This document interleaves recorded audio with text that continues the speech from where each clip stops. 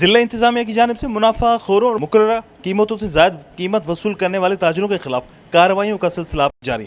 1,08,500 روپے جرمانہ وصول کیا گیا۔ ڈپٹی کمشنر حیدرآباد فواد غفار سمرو کی ہدایت پر آج تعلقہ دیہی کی اسسٹنٹ کمشنر سرحان اعجاز اپڑو نے تعلقہ کے مختلف مارکیٹس کا دورہ کیا اور 11 دکانداروں سے 10,000 جرمانہ وصول کیا۔ تعلقہ قصبہ میں مختار کار الطاف کوریجو نے کارروائی کرتے ہوئے 7 دکانداروں سے 13,000 روپے جرمانہ وصول کیا۔ اسسٹنٹ کمشنر تعلقہ سٹی اشرف سانگری نے منافع خوروں کے خلاف کارروائی کرتے ہوئے 9 دکانداروں سے 35,000 روپے جرمانہ وصول کیا۔ تعلقہ لطیف آباد میں مختار کار ماجد سپیو نے اسسٹنٹ مختار کار اسد جنیجو کے ہمراہ کارروائی کرتے ہوئے 6 دکانداروں سے 50,000 روپے جرمانہ وصول کیا۔ کیمرہ مین عمر حیات کے ساتھ عمران شلکیاری، دھوم نیوز 24/7 حیدرآباد۔